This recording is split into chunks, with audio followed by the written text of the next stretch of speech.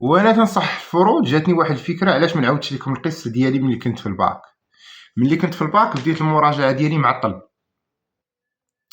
هاد الفيديو راه ما غاديش ندير ليه لا مونتاج لا والو، لاني كنامن بان الهضره اللي من القلب غادي توصل للقلب. انا فقط بغيت نتقاسم معاك التجربه ديالي، وبغيت نقول لك بان الوقت راه باقي. يعني اللي كان تيسحب لك بانك انت تابعك الوطني والجهوي تقول الوقت ما بقاش باقي.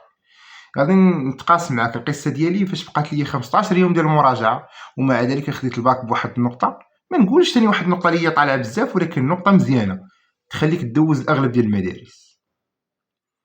كانوا عندي مشاكل لان كانوا شي بزاف ديال الحوايج اللي خلوني اني نراجع معطل. ما تنقولش تقلدني في هذه الطريقه، لان تقدر تصدق معاك تقدر ما تصدقش، ولكن تنقول لك كيما بغا يكون ديك المده اللي باقا لك راه باقا كافيه الا عرفتي انك كيفاش تنظم الوقت ديالك.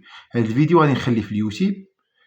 المهم بقات كما قلنا 15 يوم.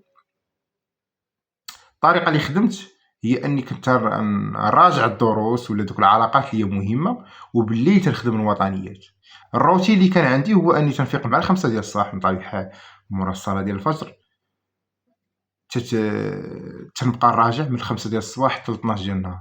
تناخذ واحد البوز ديال ساعتين، يعني من 12 حتى لجوج تنتغدى ترتاح نقدر نتفرج الى اخره. المهم تناخذ هذيك الساعتين تنحاول ان نخلي الدماغ ديالي يرتاح شويه، وترجع تاني من جوج حتى لخمسة نفس الماده.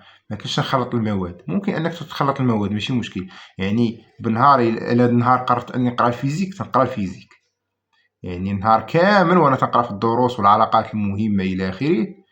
ترجع كما قلت لك من جوج حتى لخمسة، تناخذ تاني واحد البوز من الخمسة حتى لديك السبعة، واحد ساعتين تاني ترتاح فيها، تنخرج نجيب شي دوره الى اخره.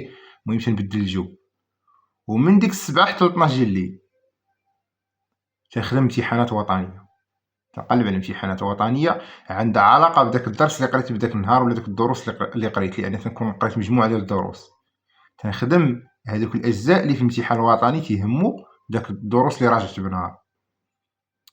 توصلت ل 12 ديال الليل تناخذ واحد ربع ساعه ارتاح فيها، نخرج نشم فيها واحد الهواء، تنرجع حتى الناس. تيتعاود تاني نفس الروتين.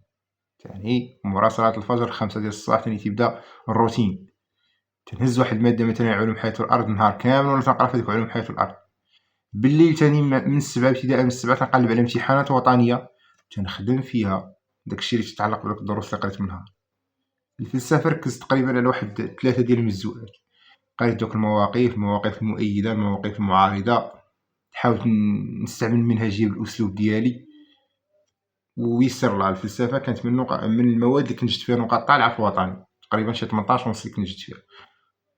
وبالنسبه للونغلي كنت نخدم امتحانات اللي هي وطنيه، تنشوف هذوك الاسئله اللي تيتعاودوا بزاف.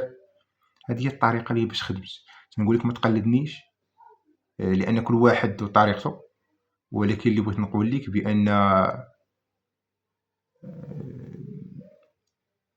الوقت كيما بغى يكون هذا الوقت اللي باقي قدامك راه كافي الا عرفتي كيفاش انك تنظمه وعرفتي انك تقاتل على راسك.